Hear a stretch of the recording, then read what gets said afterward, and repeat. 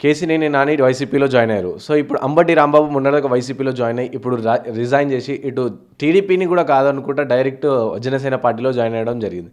So ఎలా ఉండబోతుంది sir? అతనికేమో Guntur MP seat సంబంధించిన కావాలన్నట్టు ఓ టాక్ నడుస్తుంది. సో ఎలా ఉండబోతుంది సార్ వైస్? ఇప్పుడు అంబటి రాయుడు వ్యవహారం చూస్తే ఎట్లా ఉందంటే అది పెద్ద సీరియస్ కేసులాగా అనిపించడం లేదు ఏమి. ఎందుకంటే రోజుకో పార్టీ మాదిరిగా తయారైనట్టు అనిపిస్తున్నది జస్ట్ ఆ పిక్చర్ చూస్తుంటే, డెవలప్మెంట్స్, ఆ సినేరియో చూస్తుంటే. ఆయన దాదాపు ఒక సంవత్సరం నుంచి వైసీపీ వైపే మొగ్గుతూ వైసీపీ వాళ్ళతో దగ్గరగా మెరుగుతూ వస్తుంటే ఈయన వైసీపీలో చేరే అవకాశాలు ఉన్నాయన్న ఒక భ్రమ అయితే కల్పించాడు ఆయన. సో ఇక ఉన్నట్టుండి క్రికెట్ వైపు నుంచి పూర్తిగా బయటపడిపోయి ఆయన రాజకీయాల వైపు మొగ్గు చూపుతున్న తరుణంలో జగన్ గారిని 1-2 సార్లు కలవటం. సో కలిసి అప్పటికి ఇంకా వైసీపీలో చేరలేదు కానీ ఆయన కలిశారు మొత్తానికి.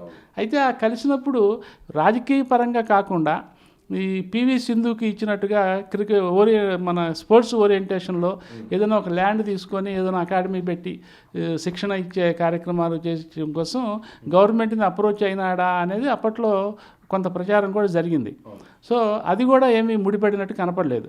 మొత్తం మీద వైసీపీ నుంచి ఒత్తిడి రావటము, వాళ్ళ ఒత్తిడితో ఆయన రాజకీయంగా ఇటువైపు మొగ్గారు. ఆ మొగ్గిన నేపథ్యంలోనే ఆయనకి గుంటూరు సీటు ఇస్తారు అని ఒక ఇది. ఆయన కూడా అతను being native of Guntur Lok Sabha సీటుకి పోటీ చేయొచ్చు అని. ఇక్కడే అసలు ఒక ప్రాబ్లం వచ్చింది. ఏంటంటే ఆయన రాజకీయాలకు కొత్త, ఏమండి జనానికి ఆయన క్రికెటర్గా కూడా పెద్దగా, ఎందుకంటే ఆయన సుదీర్ఘకాలం క్రికెట్లో ఉన్న వ్యక్తి కాదు యాజ్ ఎ క్రికెటరు, మరి రాజకీయ నాయకుడు కాదు వృత్తిరీత్యా. సో వచ్చి రావడంతోనే ఆయన లోక్సభ సీటు ఆశించటము, సరే అక్కడ అవసరాల రీత్యా కుల సమీకరణాల రీత్యా వైసీపీ కూడా అందుకు సిద్ధపడటము. ఈ నేపథ్యంలో ఆయన వైసీపీలో చేరాడు. మొత్తం మీద జగన్ గారిని కలిసి వైసీపీ కండువా కప్పించుకున్న నేపథ్యంలో ఏమైందంటే అక్కడ వేరే రాజకీయాలు, గుంటూరు జిల్లాలో ఉన్న రాజకీయాలు, కుల సమీకరణాల నేపథ్యంలో గుంటూరు సీటుని నరసరావుపేట ఎంపీ లావు శ్రీకృష్ణదేవరాయలకి ఇచ్చే ఆలోచన జగన్ గారు చేశారు. అందులో భాగంగా ఆయన కృష్ణదేవరాయలు గారిని పిలిచి మాట్లాడటము, నువ్వు నరసరావుపేట వదిలేసేయి, గుంటూరు సీట్ ఇస్తానని చెప్పటము అది జరిగింది. అయితే లావు కృష్ణదేవరాయలు గారు దాన్ని ఒప్పుకోలేదు. నేను నరసరావుపేట నుంచి తప్ప వేరే చోట నుంచి పోటీ చేయను అని చెప్పారు. అయితే ఇది చూసిన తర్వాత అంబటి రాయుడు గారికి మనసు మారిపోయింది. సో గుంటూరు సీటు నాకు రాదు అని ఆయన అనుకొని అప్పటికప్పుడు ట్విట్టర్లో నేను రాజీనామా చేస్తున్నానని చెప్పాడు. ఇది ఒక పెద్ద కొంచెం అలజడి సృష్టించిన మాట నిజము. తర్వాత దానికి ఆయన ఏదో వివరణ ఇచ్చారు, నాకేదో ఐపీఎల్ ఉంది, అది ఉంది, ఇది ఉంది అని చెప్పి ఇచ్చారు. కానీ మరి నిజంగానే ఐపీఎల్ ఉంటే ఇప్పుడు వెళ్ళి జనసేనలో చేరకూడదు కదా ఏమి. సో ఇదంతా ఏంటంటే ఆయనది ఒక టిక్లిష్ మెంటాలిటీని బయట పెడుతున్నట్టుగా అనిపిస్తున్నది. మొత్తం మీద వాళ్ళు వెళ్ళి మళ్ళీ జనసేనలో చేరారు.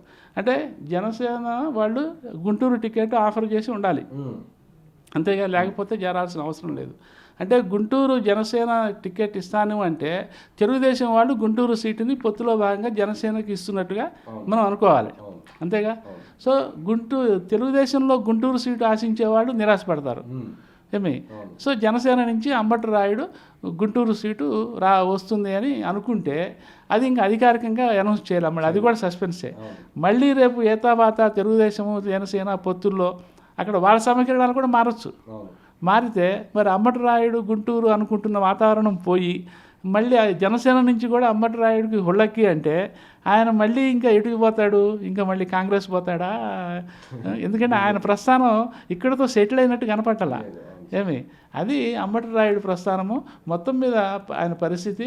కానీ ఇదేదో పెద్ద సీరియస్ ఎఫర్ట్ లాగా అనిపించటం లేదు. అది ఒక్కటి మనకి దీని నుంచి తెలుస్తున్న ఒక పచ్చి నిజం.